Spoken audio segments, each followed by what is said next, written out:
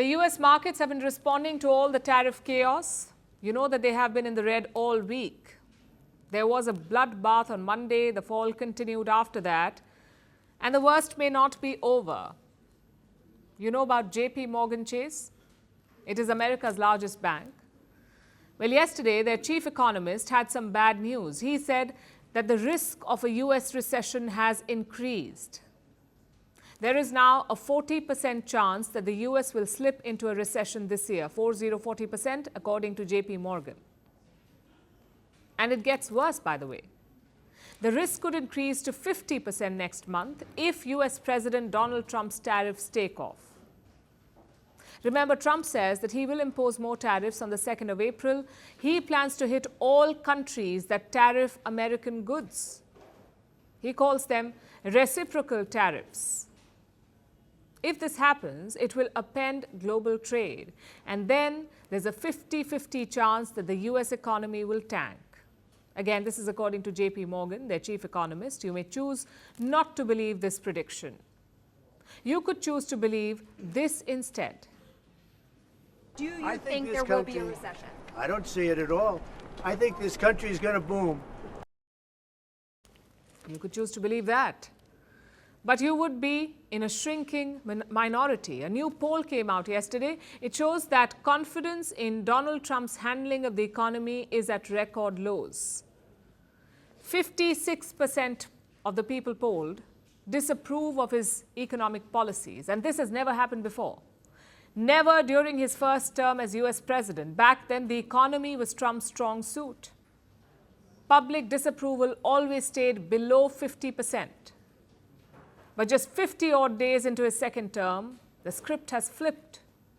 The impending tariffs, the looming trade wars, and all the government job cuts, all of this is bound to bring negative sentiment. And what's worse is that the last part doesn't seem to have worked. The US Treasury Department has released its latest figures for the month of February, Trump's first full month in charge, the month of February, and US government spending has hit a new record. It has skyrocketed, despite all the job cuts under Elon Musk and DOGE. In February 2025, US government spending was a whopping $603 billion. That's how much they spent, $603 billion. Their earnings were less than half of that at just $296 billion, which means that the US added $307 billion to their budget deficit. They had to borrow that money to pay the bills. $307 billion in February alone. Now, budget deficits are not new to the US. This happens every single month, but this time it happened despite Elon Musk and DOGE. You know how Musk has been taking a chainsaw to the US government, firing people across the board, more than 20,000 already, and he has cancelled contracts left, right, and center. But despite all of this, the deficit went up. Not just that, the government spending hit a new record. It doesn't make much sense, does it? But there are a few things to consider. It will take time to gauge the full impact of the job cuts, for the layoffs to reflect on the books.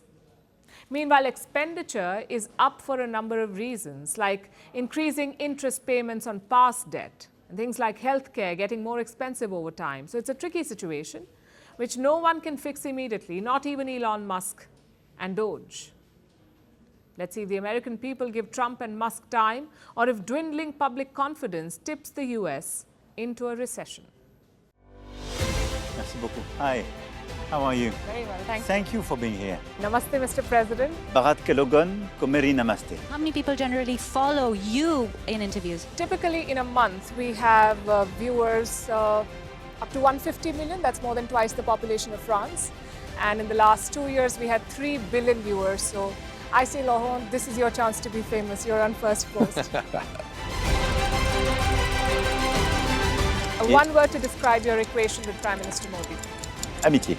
As India and France work together, are you creating a new era of non-alignment in the technology space?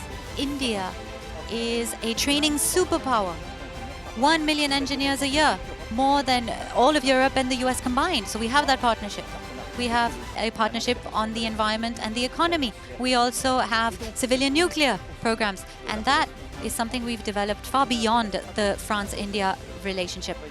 So we want to work together on AI. And then comes China with its DeepSeek, creating models at a fraction of the cost. Did that innovation take you by surprise? Did that breakthrough make you sit up and think, what did the Chinese do and how? But what did DeepSeek do? They took everything that was already available from the last AI model and then they recalibrated it. So are you going to ban Chinese AI in France? So we don't have this American approach of banning tech because of where it comes from.